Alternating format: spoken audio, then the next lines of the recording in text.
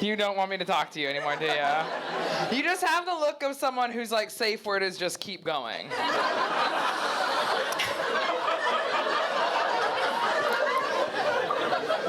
A little bit.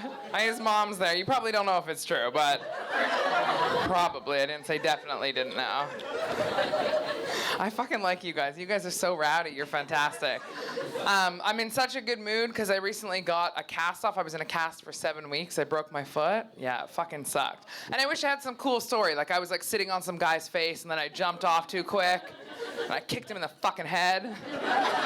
Because I'm a feminist. But it wasn't even anything cool like that. I just broke it playing tennis because I'm a white woman. Like it wasn't literally nothing fucking remarkable. But the thing that was annoying was my doctor was like, you gotta just chill out. I know you run around the city, you do gigs, you're like all over the place. You need to rest, lay on your bed during the day, watch Netflix, put your foot up, just get it healed. But I'm a renter here. I suspect many of you are, because you're all cheap fucks that come on a £1 night. Right? And in Canada, we don't rent where you inherit the mattress of the person before you, but here you do, and it's a very weird fucking thing. And the longer I stayed, like, resting on this mattress in, like, really cold daylight hours and just sober, I'm like, was it always crunchy? Did it always feel like that? Did it always have the squish in the middle? Right? And just remember, because the guy who lived in my room before me was Australian, so like, ugh. There's probably some gross shit happened on that bed, and a little racist too, I'm sure. But like, and then I started thinking about it. I'm like, hey, if I'm going to be here for a while, maybe I just got to invest in my own mattress. Maybe that's what I need to do. So I started looking around at those like online mattress places, right, that you see everywhere. They're just advertised, right? And they're like magic. They show up at your door, and then you just cut them open, and they appear like, I hope my dad does one day. Like, they just fucking out of nowhere. Boom, mattress right there. Daddy? No.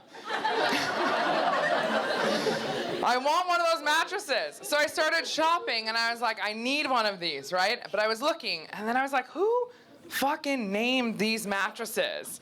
There's the Casper, there's the Evie, there's the Simba. They're so delicate. I'm like, I need a fucking proper mattress that can take me. Like, you fuck on a mattress, you toss, you turn. Some people fucking die on their mattress. Do you want to die on a Linda? No. I want a mattress that can fucking take me, right? I want the fucking Jamal. That's what I want. I want the fucking Darnell of mattresses. Like, I want something that can really fucking take me.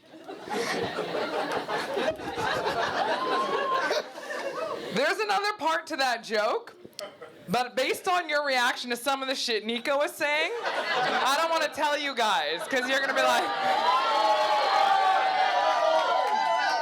You're not gonna like it. I say, I want a mattress that can take a beating so bad and come back better than ever the next day. I want the fucking Rihanna of mattresses. I fucking told you. I literally warned you. It's a good joke. It's a great joke even. But I knew you wouldn't fucking like it. Well, thanks for being up for it. I have been, since I have been resting and stuff, right, I've just done my version of like falling through a K-hole, which is just like looking up TikToks without blinking for hours on end and just like scrolling. I learned the coolest fact I've ever learned in my life. The man who invented Pringles is buried in a Pringles tube. Isn't that a cool fucking fact? You are definitely gonna win a pub quiz one day with that fact. So I started looking into this. I was like, is this actually true? And what happened was, in the 80s, because he invented it, I don't know when he invented it, but he was so proud because he invented both the tube and the chips themselves, and he had the patent on them. And he had said in passing to his family, when I die, I want to be buried in a Pringles tube. So on the way to the funeral home to collect his ashes, his kids were like, yo, do you think Dad was serious about that? Should we like honor his dying wish? So like, I guess so. So they just went to like a corner shop. How amazing is that? Think about how prolific you need to be that your children can get your casket from a fucking corner shop. That is amazing, right? And before I even knew it was ashes, right, I just assumed like it was a giant tube. And they like cut a hole, or they like lowered him in through the hole at the top and they licked their fingers after or whatever. Like, I didn't fucking know how they did it. But it was ashes that they were putting in there. And then my next question was, what flavor? What flavor do you bury dad in, right?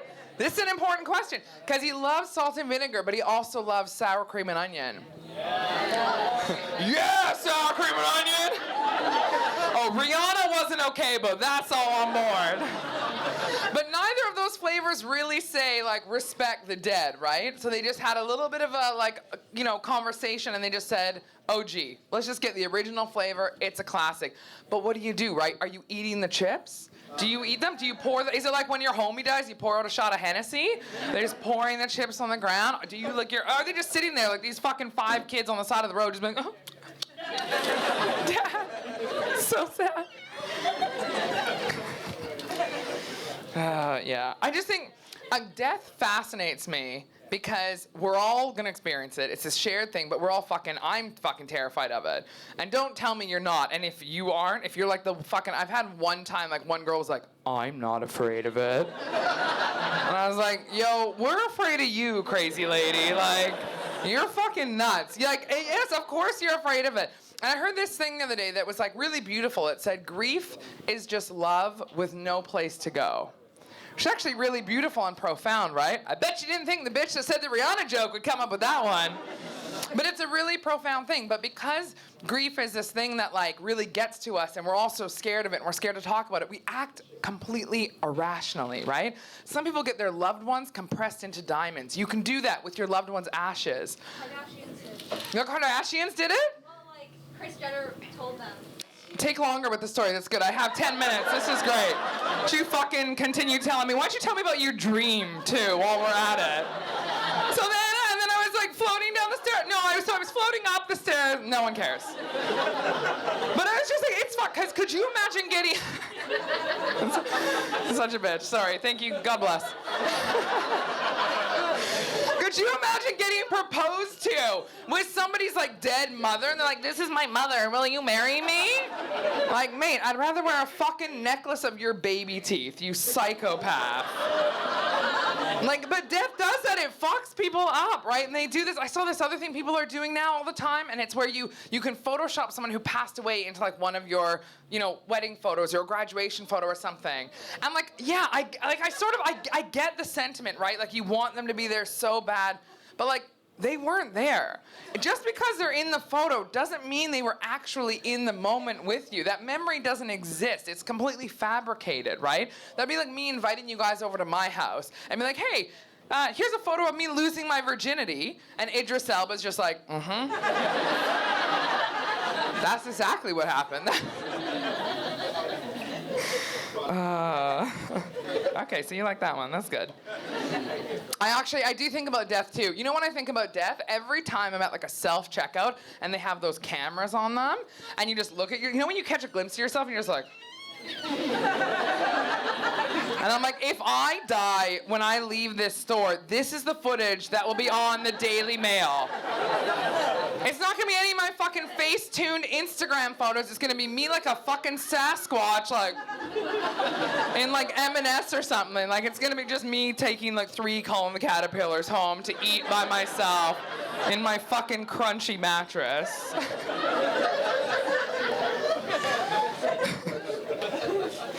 It is weird. I think about what I would say, because I sort of, like, deep down, and I know this is fuck, like, I want the people in my life to be inconsolable.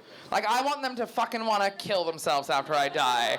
I think that's nice. I think that's a nice thought. Like, that's the kind of impact I want to make on people's lives, that I want them to be like, nope, I don't want to do this anymore without her. Like, that's amazing. But I do wonder what they would say about me. Because at my aunt's funeral, they were like, oh, she lit up a room. I'm like, did she? I only ever saw her light up a cigarette while she, like, shouted racist shit at the TV. I literally never saw her light up a room ever. But it's just perspective, right? People's perspective changes when people die. They just change like their minds on how what they talk about, how they talk about someone when they die or whatever. I just found perspective is a really funny thing to me. I went out with this guy, and he kept going to the bathroom, and I was like, hey, quick question. Are you doing coke? you're in the bathroom a lot, and I see some by your nose. And he's like, no, I haven't done coke in so long. And he's like, it was like 2 hours ago the last time I did it. I was like, do you know what so long ago means? Because I don't actually think you do. I am trying to do this thing because I'm in therapy now. I'm trying to be, yeah, thank you. I'm trying to become like a better fucking person, right? And I'm trying to listen to what my therapist says. And she said this really profound thing to me. She said, you need to make a list of all the qualities you want in a partner. And if you don't possess those qualities yourself, you don't have a right to ask for them. Holy shit, right? But I'm a comic, so I just said, how am I supposed to become a 6-foot tall black dude with a huge dick? You guys are awesome. I'm Kate Barron. Have a good night.